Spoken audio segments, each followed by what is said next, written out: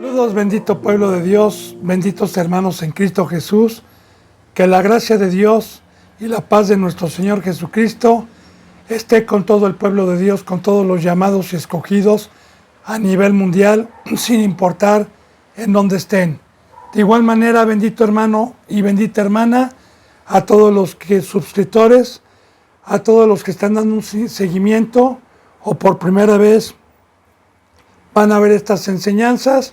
De igual manera, como familia en Cristo Jesús, como hermano suyo, como consiervo de Jesucristo, el sentir que yo tengo es el de Dios, el cual quiere que todos los hombres sean salvos y vengan al conocimiento de la verdad. Yo deseo de todo corazón para que Dios en estos últimos tiempos toque mediante su palabra como una espada de doble filo su corazón, que pueda penetrar esta palabra para hacer frutos dignos de arrepentimiento y poder recibir ese bendito cuerpo incorruptible a los que creemos en la resurrección.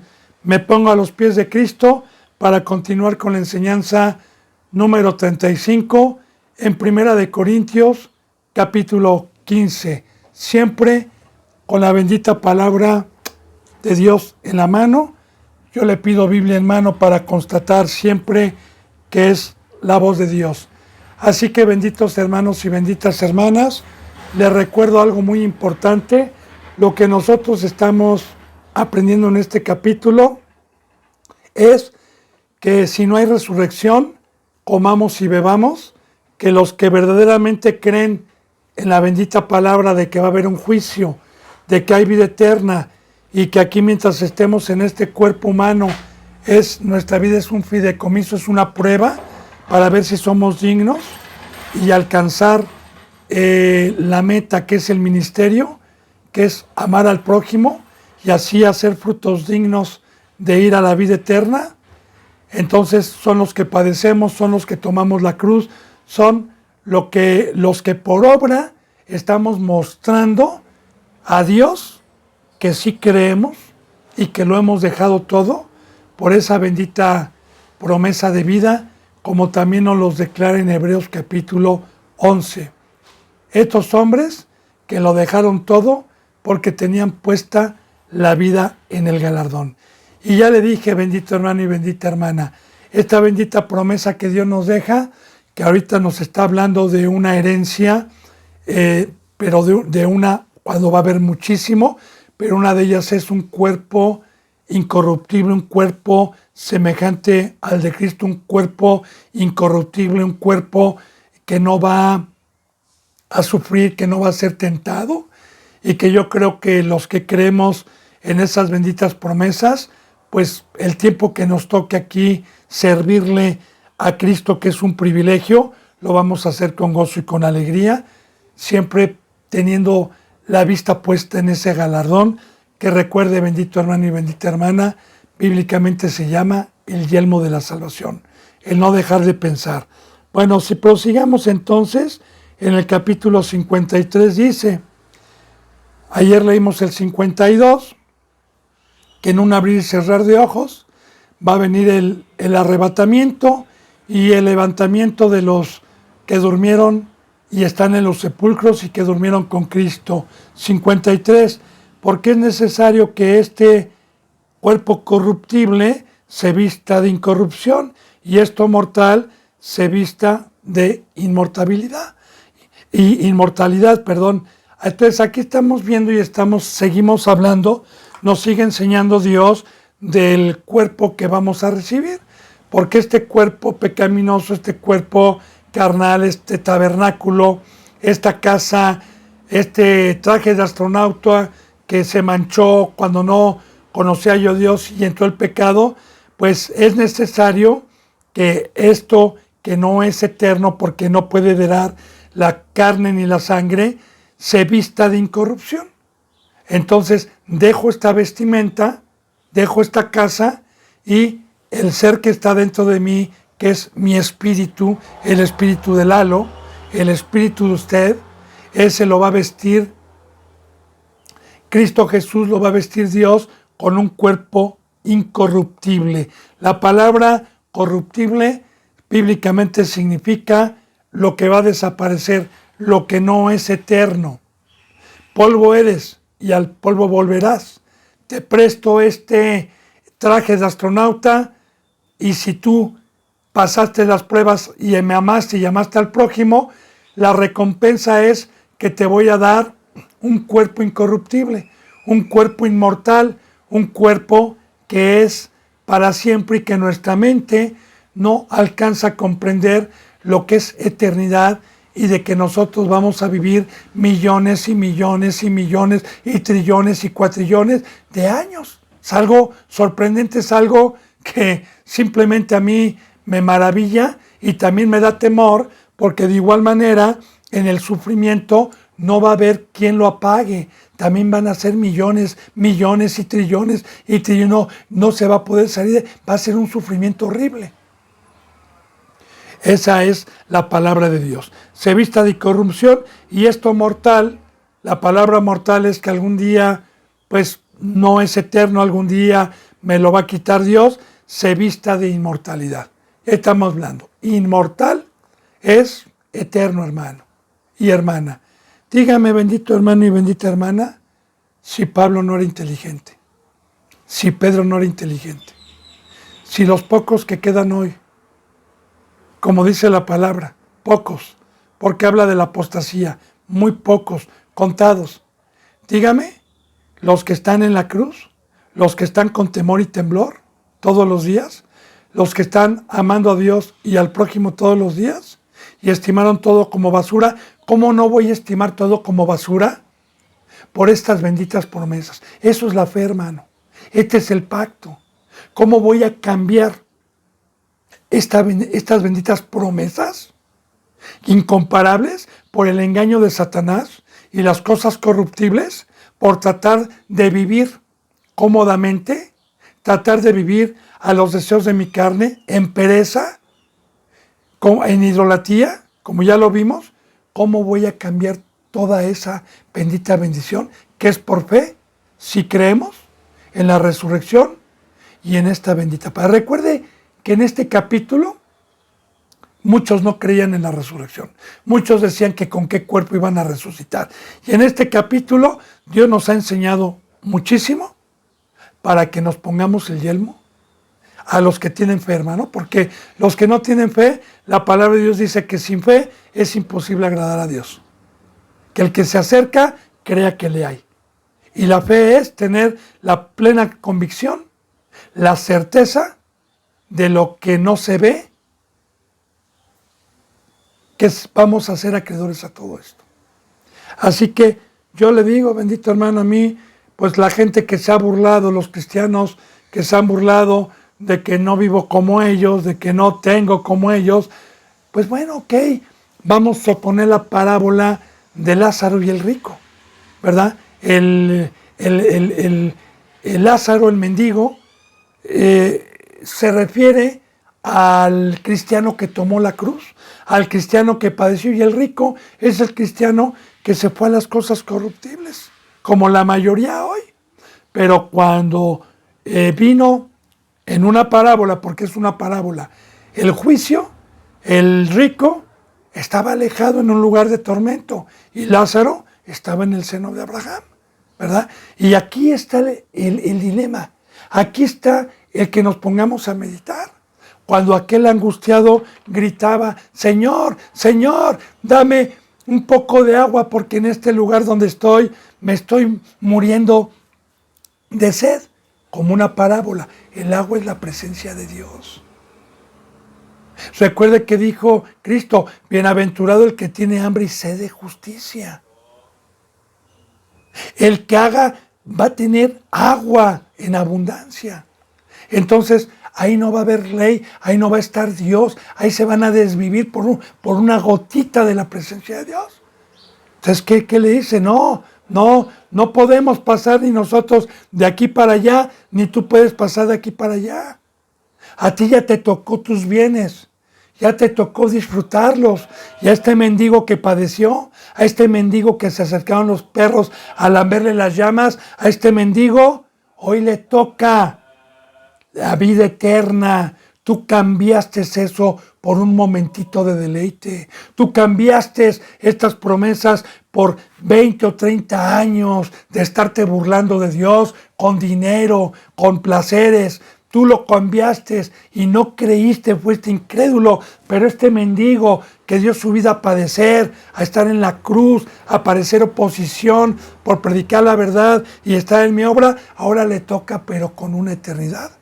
Entonces, cuando el rico se dio cuenta, dijo: tengo muchos hermanos, ve y diles por favor que no vengan a este lugar. Y se le contestó: o que vaya, todavía le dijo el rico, o que vaya alguien de este lugar para que les testifique que sí existe. Y les dijo: la ley tienen. Si no creen en la ley, aunque venga uno de este lugar, no van a creer. Así que aquí está la fe. Muchos incrédulos, empezando por la casa de Dios y terminando el juicio con los que tuvieron otra religión y que nunca creyeron. En el juicio no va a haber un solo incrédulo. Ninguno. Porque todo el mundo, desde Adán y Eva, y todos los seres humanos que rechazaron a Cristo, que se burlaron, otras religiones, cristianos, van a llorar en el juicio cuando se les presente el Hijo de Dios a juzgar a vivos y a los muertos. Ahí va a ser el rechinar de dientes. Ahí va a ser la lamentación, pero una lamentación donde ya no hay oportunidad. Por eso la palabra dice que mientras estemos a tiempo, y usted está a tiempo, bendito hermano, todavía no viene Cristo. Mientras estemos a tiempo, dejemos las rodillas paralizadas y hagamos frutos dignos de fe, de arrepentimiento, para tener esta riqueza que estamos viendo. Dice entonces,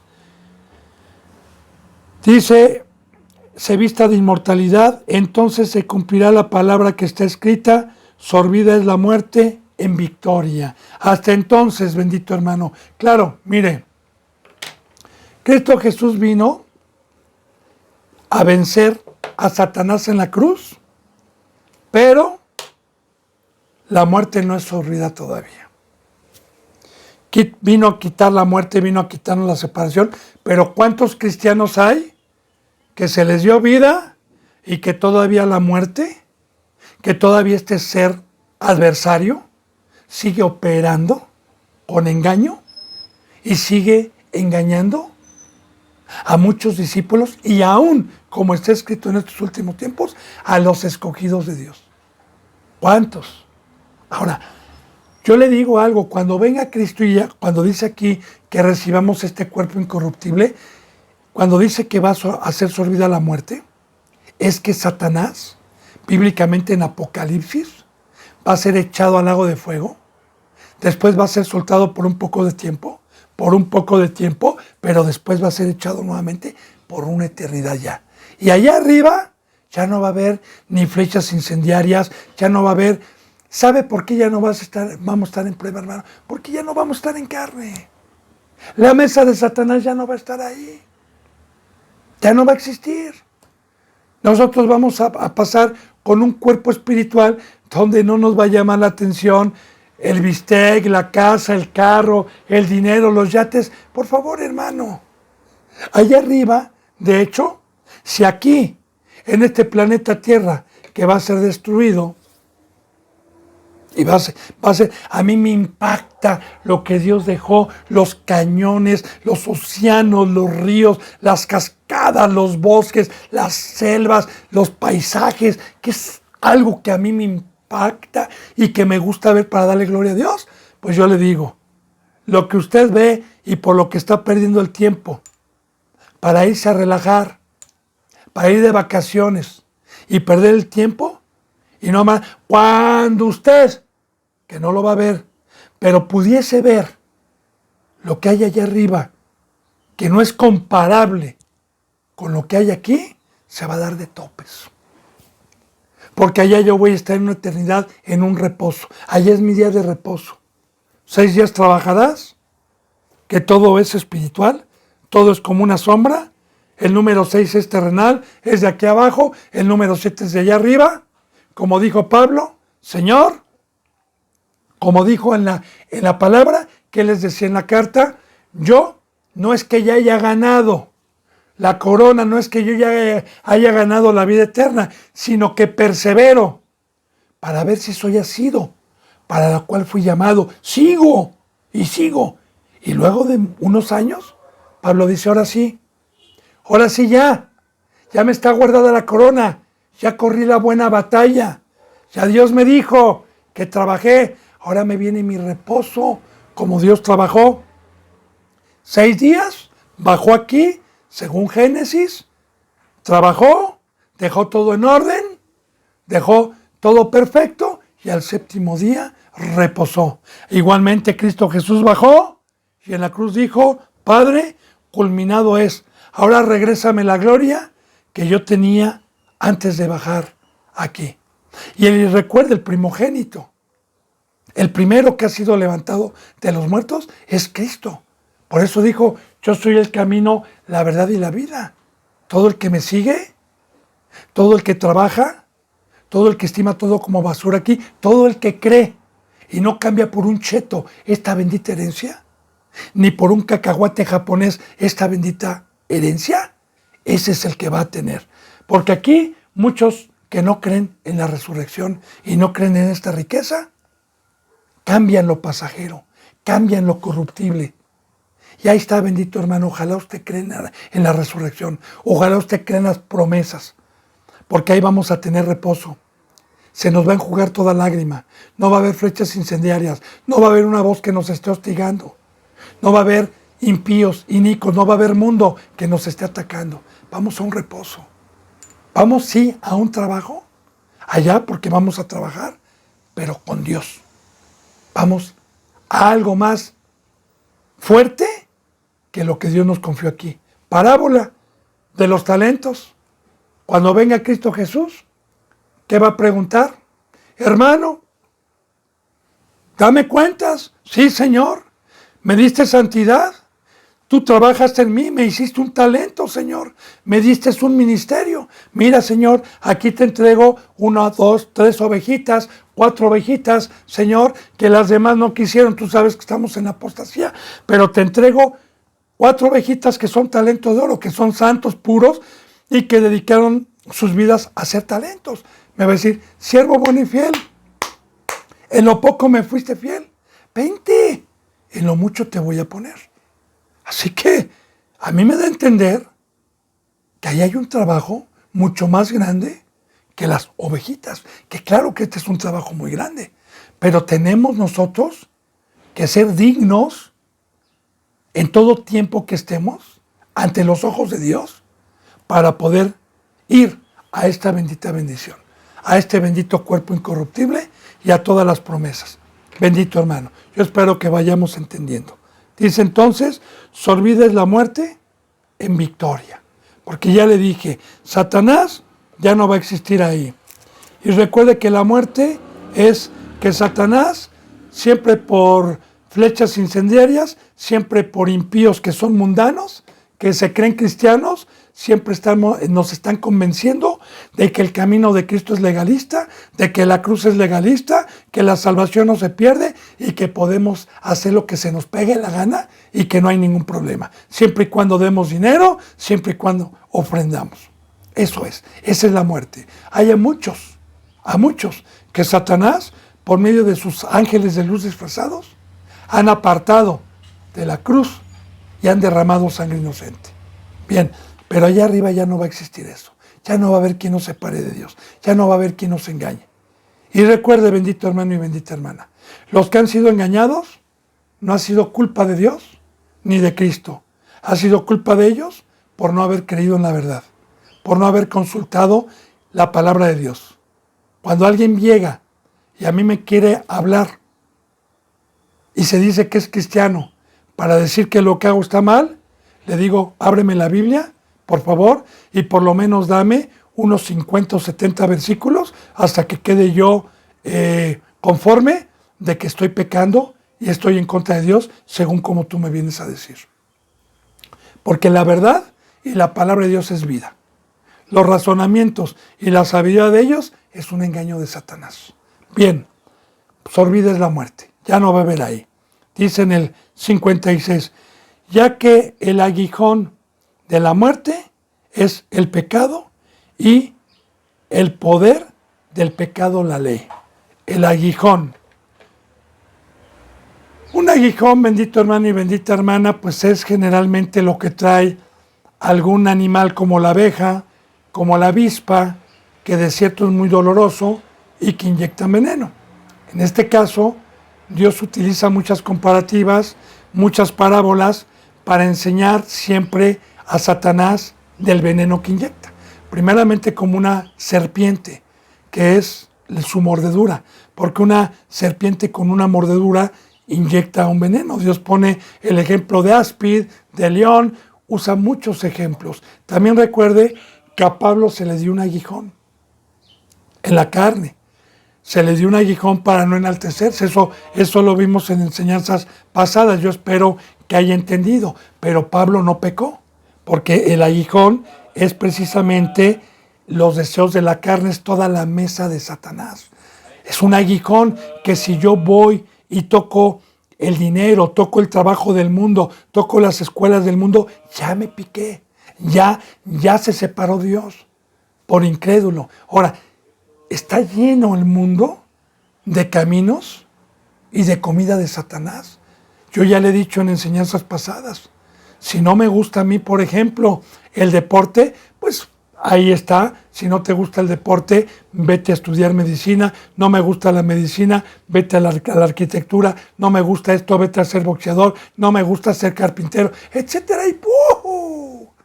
Miles de caminos y aguijones donde a los seres humanos, ya no voy a hablar de los que no conocen a Dios, sino de los que conocieron a Dios. Y pecaron, hermano, pecaron. Porque el pecado es tomar cualquier comida de la mesa de Satanás. Y el pecado, la comida, recuerde que es su voz y son deseos a la carne. Como dice la bendita palabra de Dios, ¿verdad? Que el salario del pecado es la muerte. Que el pecado paga un salario y es la muerte. También en Romanos capítulo 8 nos pone una alegoría Dios de los dos señores que tienen una voz y que yo, si le hago caso a Cristo, estoy comiendo espiritualmente. Y si le hago caso a Satanás, estoy comiendo en mi carne y a los deseos de la carne. Bueno, ese es el aguijón. El aguijón es toda la seducción, toda la mesa de Satanás. Dice, ya que el aguijón de la muerte es el pecado y el poder del pecado, la ley. Y dice, y el poder del pecado, la ley. El poder del pecado, la ley. Ahora, hay una ley también que tiene Satanás y una ley que tiene Cristo. Son dos leyes. Los dos son señores. Los dos tienen poder. Los dos son reyes. Y uno decide qué ley y qué poder quiere que lo gobierne. Pero va a ser quitado eso. Ya no va a existir. Aquí no lo está diciendo. Ya no va a existir eso allá arriba. Dice, más gracias sean dadas a Dios que nos da la victoria por medio de nuestro Señor Jesucristo. Ahora bien, la muerte, Jesús la quitó mediante la gracia para que Satanás no nos convenciera a pecar. Pero el pecado paga un salario, ya depende de mí. Cristo Jesús en la cruz vino a quitar la muerte, vino a vencer a Satanás. ¿Cómo lo venció? Bueno, ya sabemos que con su sangre, con su vida. Pero ¿cómo lo venció? Dejándonos esta bendita palabra viva para que nadie nos engañe. Es como un niño, por ejemplo. Tiene o se encontró una fajilla de dólares, de $100, y son 200 billetes. Y un señor, el niño de 5 años no sabe qué es. Y un señor se le acerca y le dice, toma, te lo cambio por 1 kilo de dulces y de chocolates. Y el niño lo pueden engañar, pero si llega alguien con la verdad y dice, no, mira, este es dinero, con esto te puedes comprar mucho más. No le hagas caso, te está engañando para quitarte lo que tu papá te dejó. Tú no sabes todavía el valor de esto, niño. Pero aquí te estoy diciendo porque te amo. Guarda tu dinero porque cada billete vale tanto. Y así es la Biblia, hermano. Como una comparativa. Y así es el engaño de Satanás en el mundo. Entonces, Jesús nos vino a quitar la muerte porque nos dio entrada a esta bendita palabra de verdad. Le pongo un ejemplo para que pueda entender. Cuando Satanás, el que tuvo el imperio de la muerte por miles de años, llegó con Cristo Jesús, trató de seducirlo con mentira y le empezó a decir, si eres hijo de Dios, dile a estas piedras que se conviertan en pan. Jesús dijo, no solo de tu comida vivirá el hombre, Satanás, no solo de pan vive el hombre, de tu mesa, sino de toda palabra que sale de la boca de Dios. Ahí empezamos. Luego, lo subió a la cúspide más alta del templo y le dijo, escrito está, si te echas, Dios no va a dejar que toques piso, porque mandará a sus ángeles. Y Jesús le dijo, escrito está, Satanás, no tentarás al Señor tu Dios. La tercera, lo llevó al lugar más alto, en el monte, y le señaló todos los reinos. Dijo, todo esto es mío. Si postrado me adoras y escuchas mi voz, te voy a dar todo esto.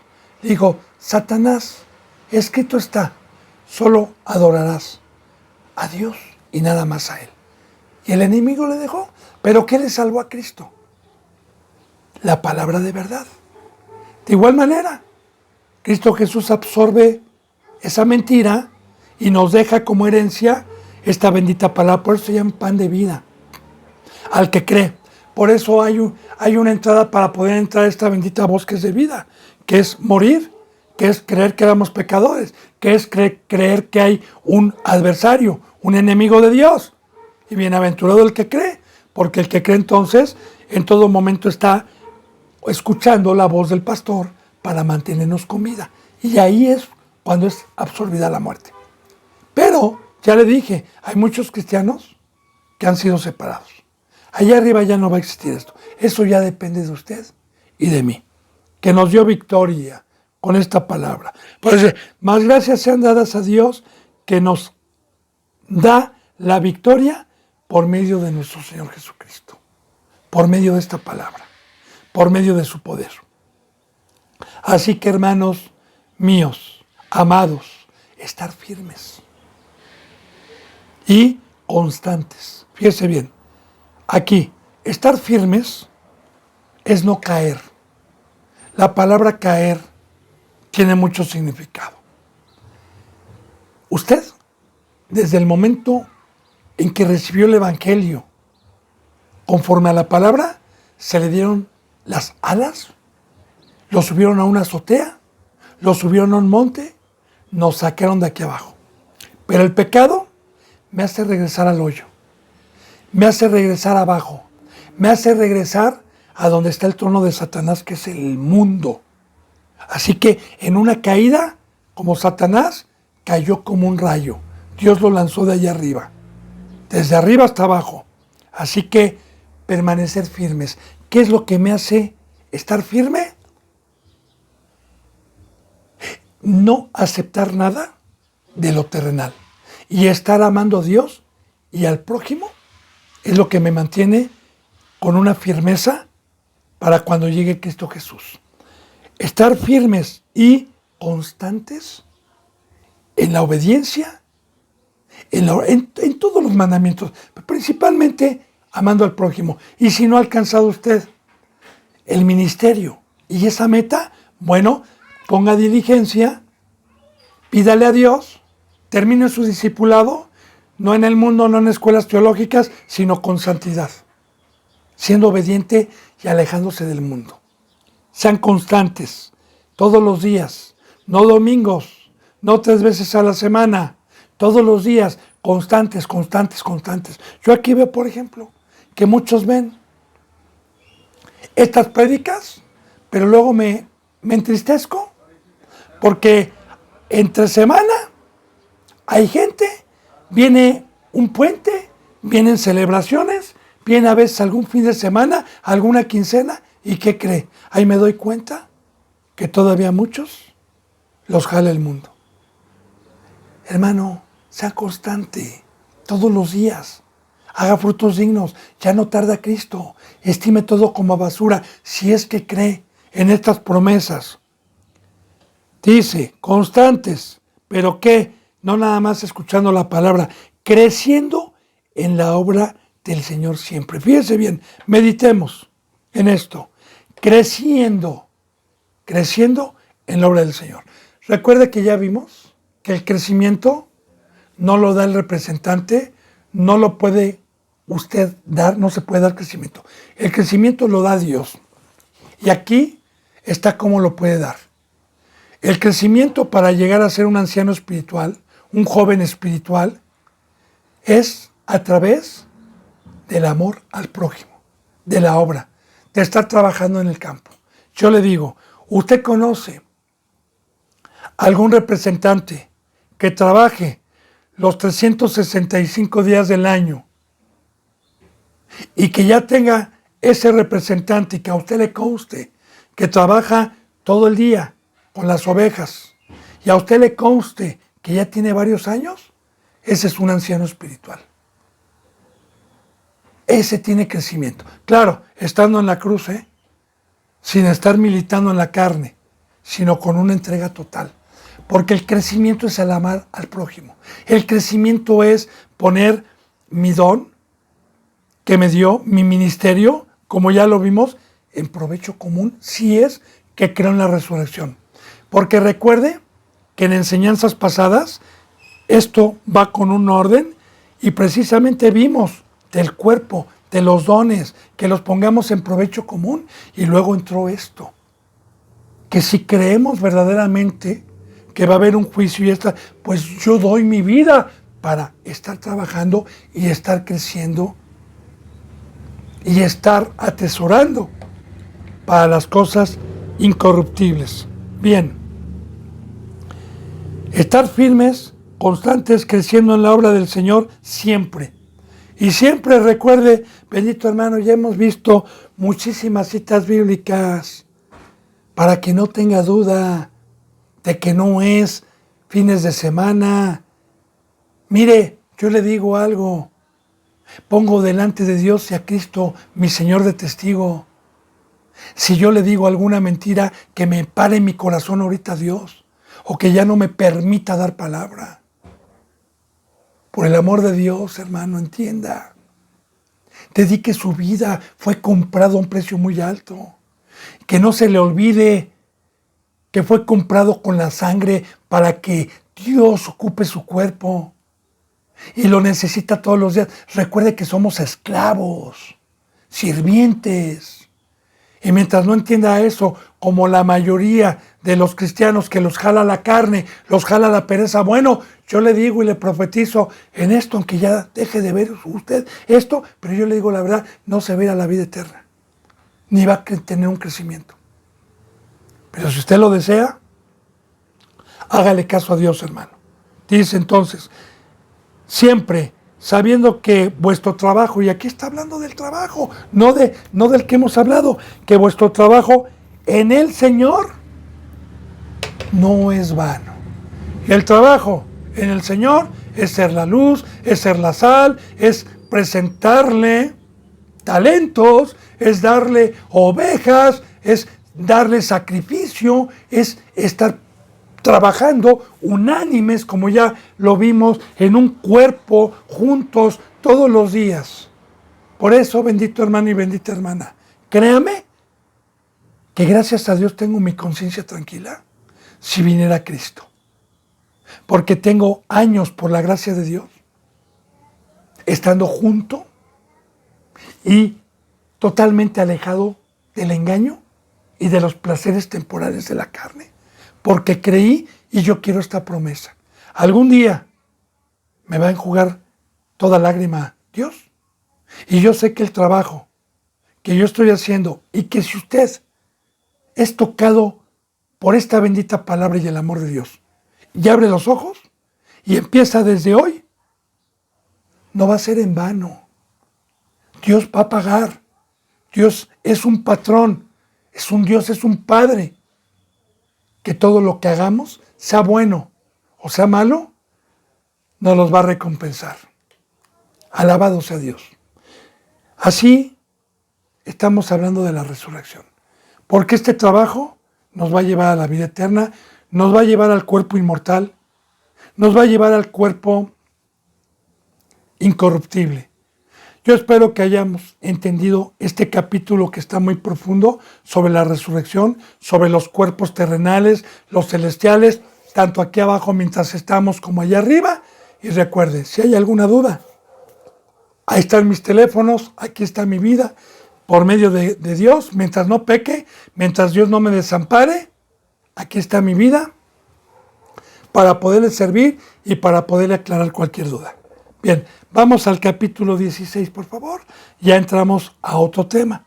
Dice aquí en el 16:1, finalizando también ya esta carta que tiene 16 capítulos nada más.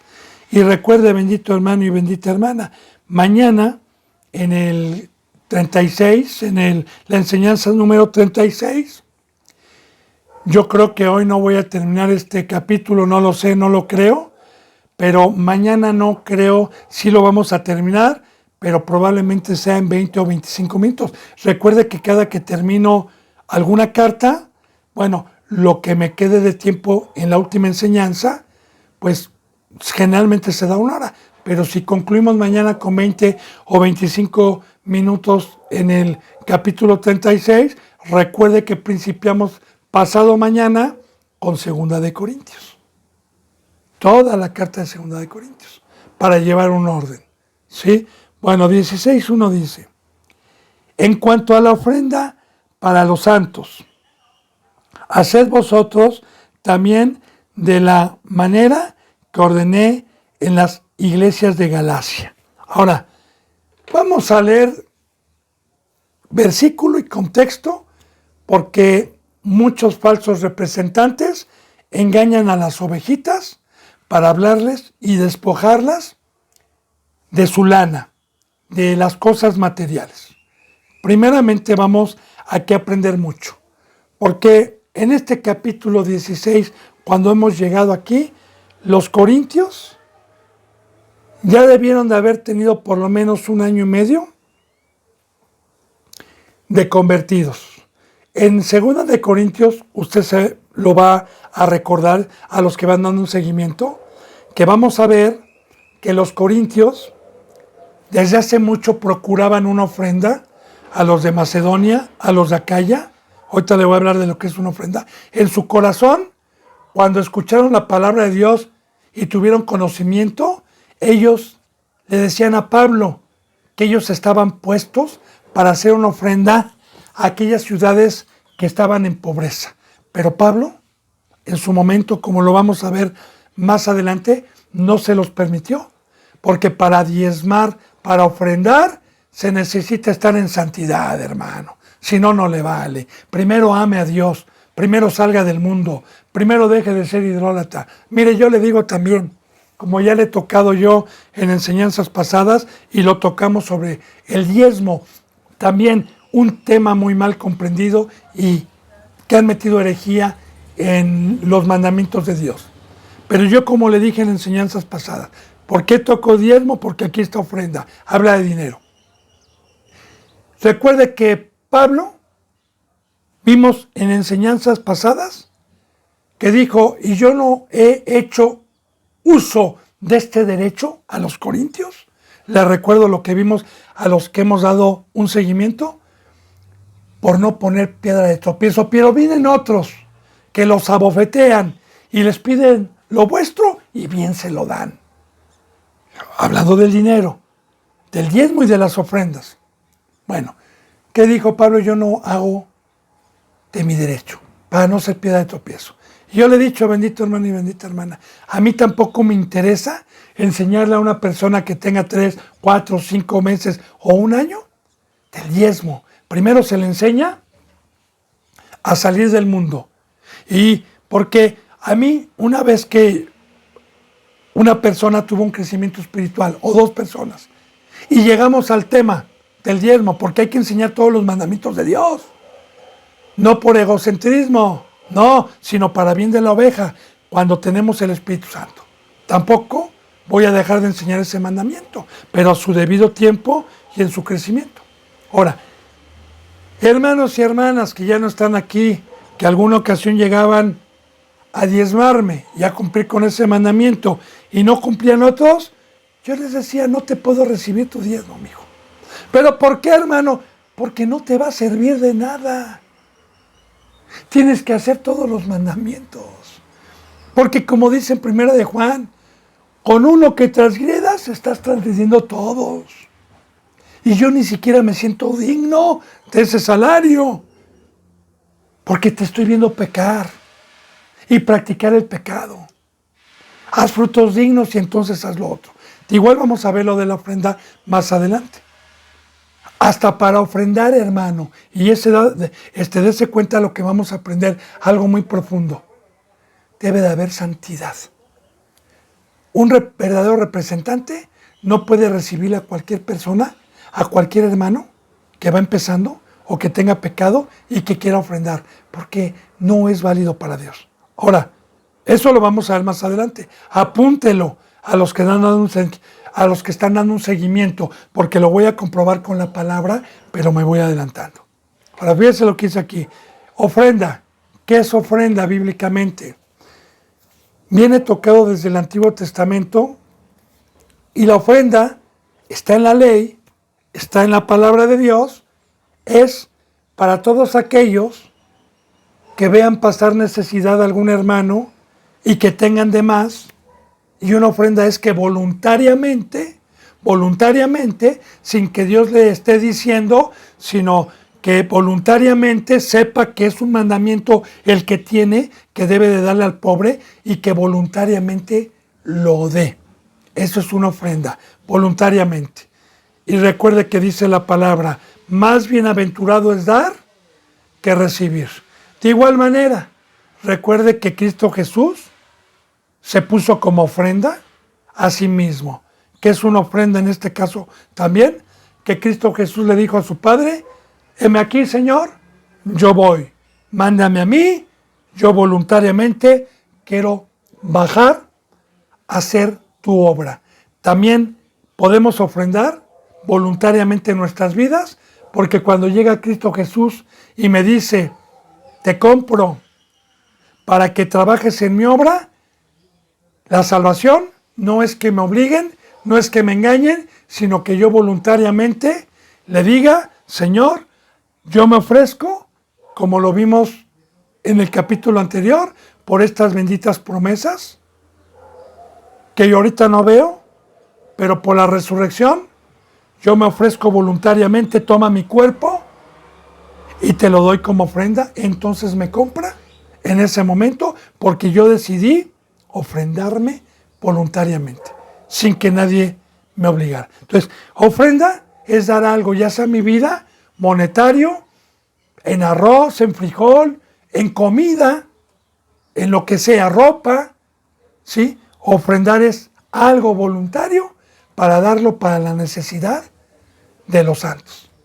Recuerde que vimos anteriormente, y le he tocado yo mucho ese tema en el libro de los Hechos, que no hemos tenido oportunidad de esa enseñanza tan hermosa que es el libro de los Hechos, pero yo espero que algún día Dios me permita, antes de que llegue Cristo, también poder enseñar todo ese bendito libro, esos 28 capítulos, 27 del libro de los Hechos, donde dice que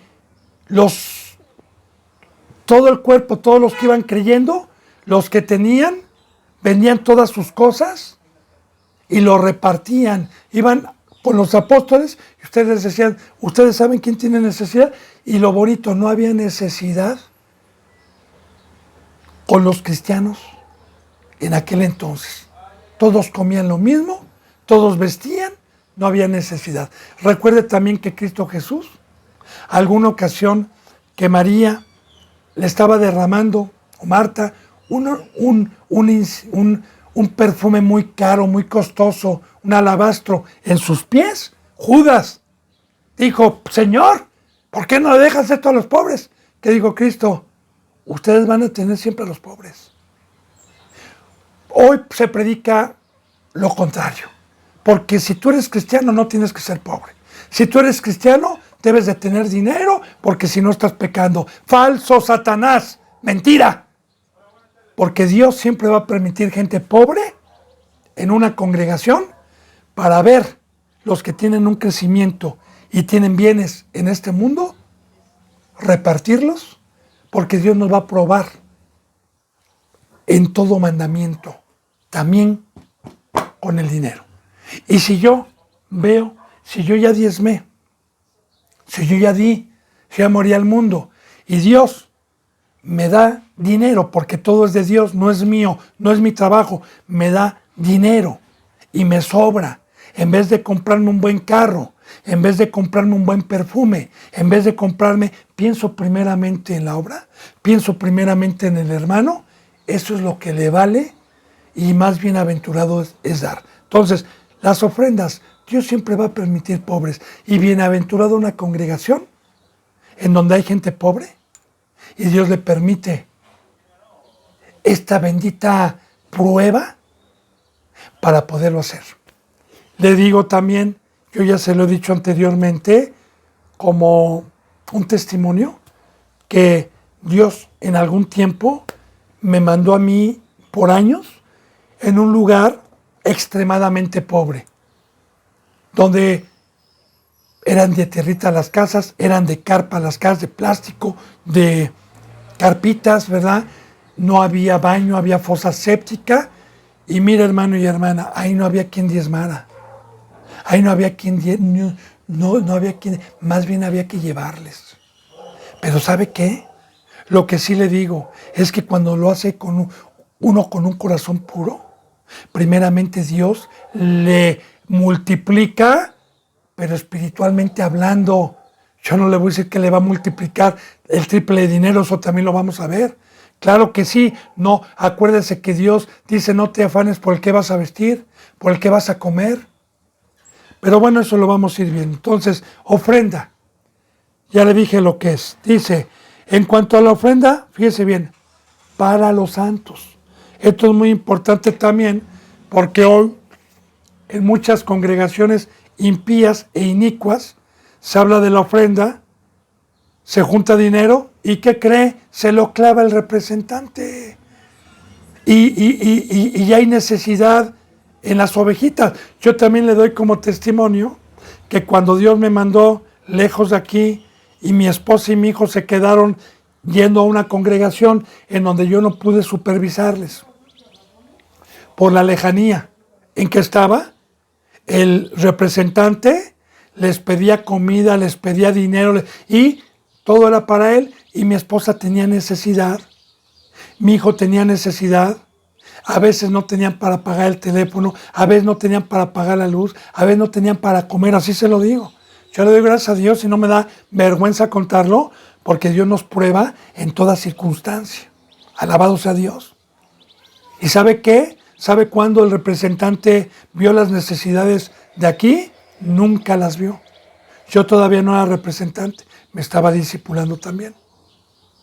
Entonces, las ofrendas, hermanos, son para los santos. El diezmo no es para el representante, es para todos los que están ministrando y dando un servicio, puestos por Dios, no con títulos ni con diplomas.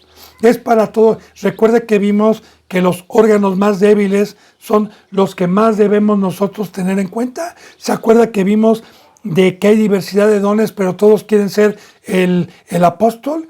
¿Por qué? Porque también es el que se queda con la lana, pero no. El diezmo debe de ser para toda la iglesia que está dando un servicio y que ya alcanzó una estatura espiritual. Bien. Bueno, y la ofrenda no se toca, aunque tenga necesidad yo. como representante, que no la voy a tener, porque Dios nunca me va a permitir, pero que yo tuviera una necesidad a mi carne de algo extra, las ofrendas son intocables, son para los santos. Y fíjese bien, los santos son los que han participado del bautizo y por fe fueron lavados y han entrado por la puerta del redil. Bien, en cuanto a la ofrenda para los santos, haced ustedes también de la manera que ordené en la iglesia de Galacia. Porque la ley de Dios es la misma, el orden es el mismo. La palabra ordenar es que es un orden, como se debe hacer esto.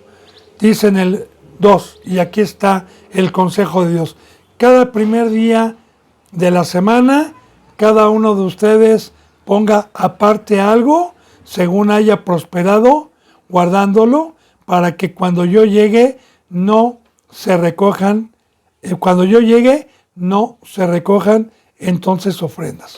Ahora aquí ya está diciendo, en un orden, ofrenden cada primer día de la semana, lunes.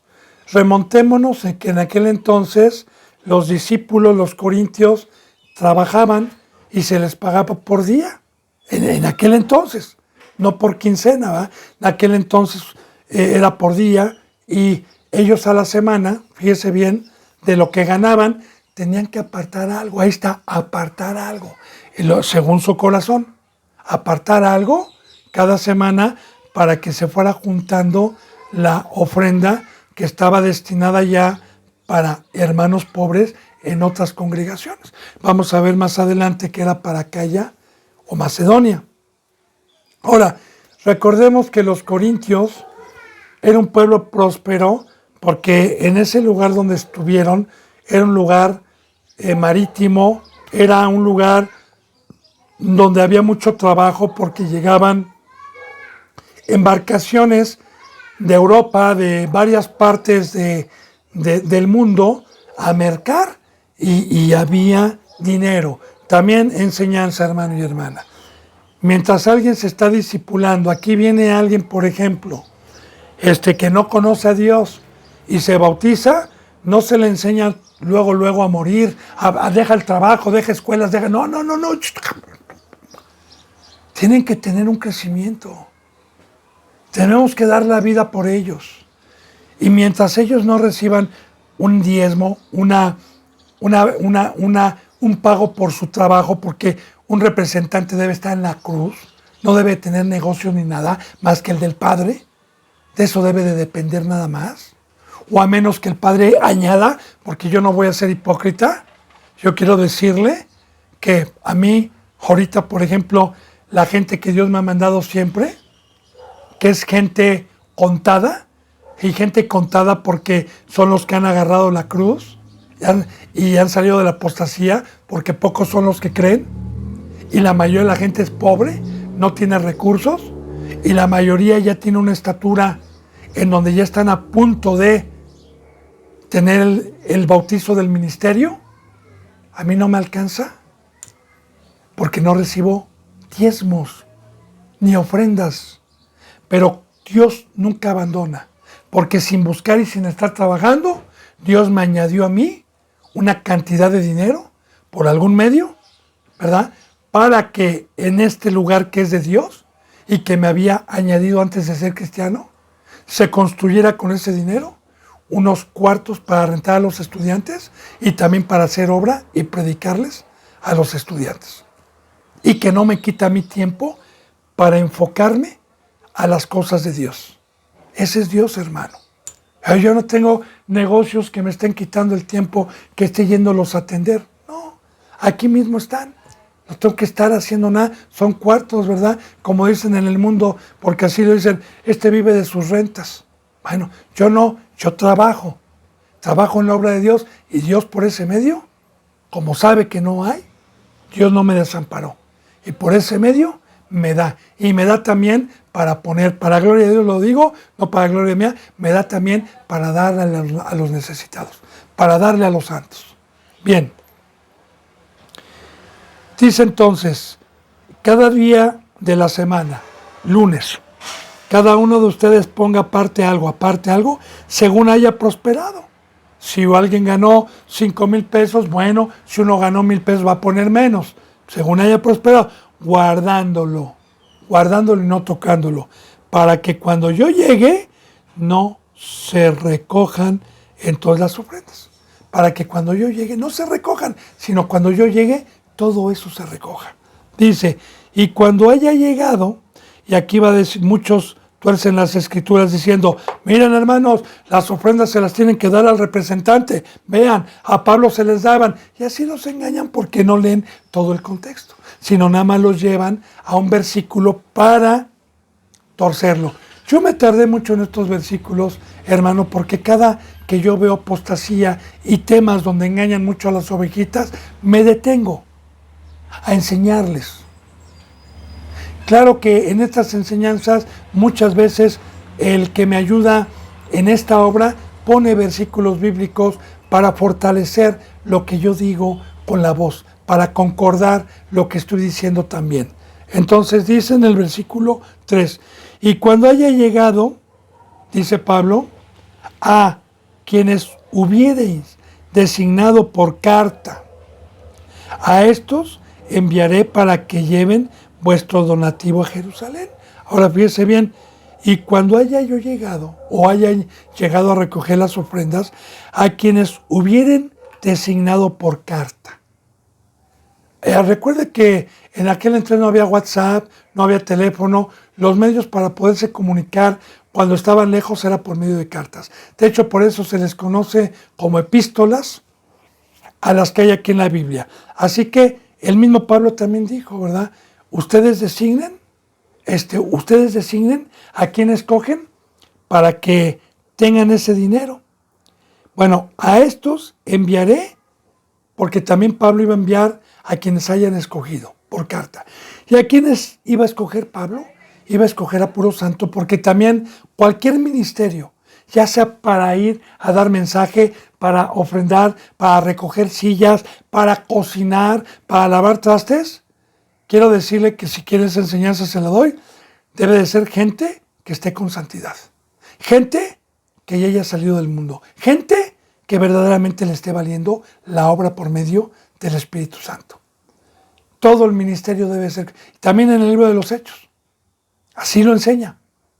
Cuando Pablo y ellos dicen, no es justo que nosotros nos ocupemos de los alimentos para cocinar. Más bien, escojan gente santa, gente que sea digna de tener ese ministerio. Porque quiero decirle que hasta los ministerios, sea cualquiera que sea, es una herencia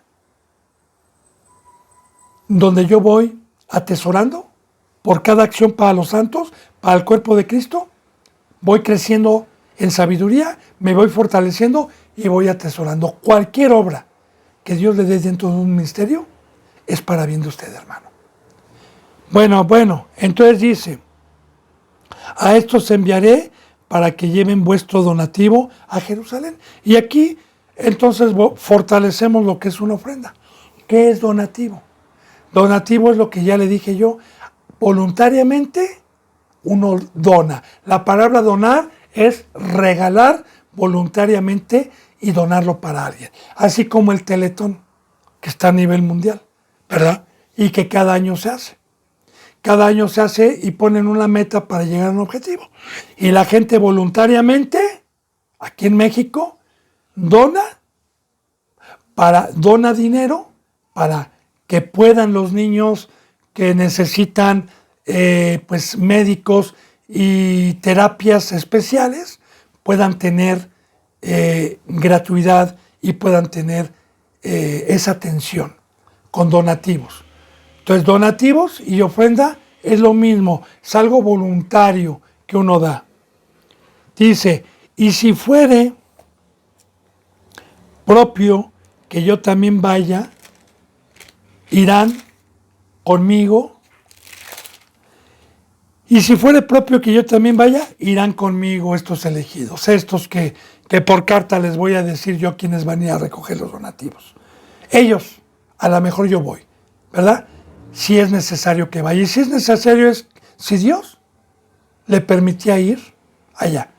Dice en el versículo 5, ¿iré a ustedes cuando haya pasado por Macedonia?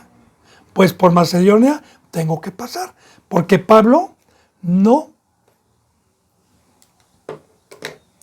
caminaba por sí mismo, ni tomaba ideas por sí mismo.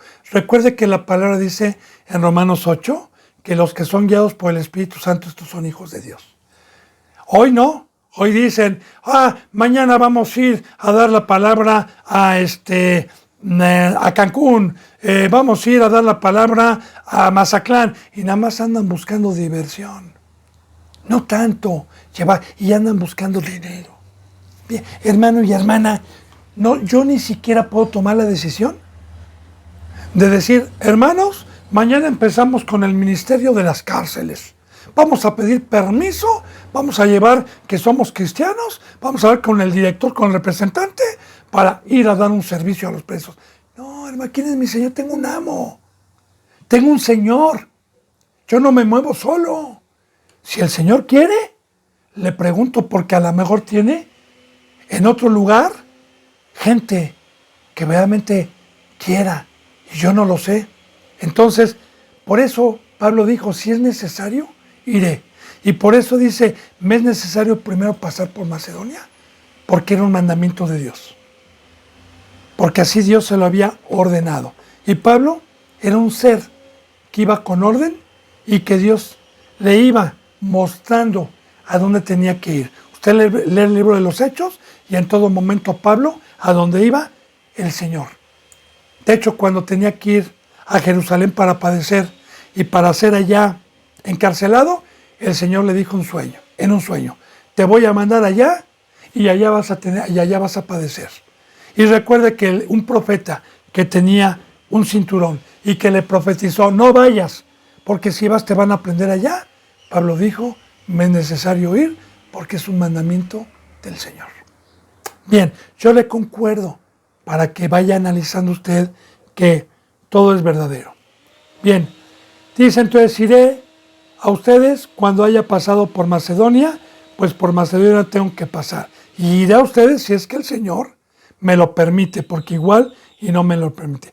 Y podrá ser que me quede con ustedes o aún pase el invierno para que ustedes me encaminen a donde haya de ir. Bueno, hermano y hermana, bendito pueblo de Dios, se me ha ido esta enseñanza 35, se me ha ido la hora. Si Dios me lo permite, mañana concluimos con esta primera epístola de los Corintios. Que la gracia y la paz se queden con ustedes. Me despido con un beso, con el óculo santo y con un abrazo. Hasta mañana, si Dios quiere. Gracias.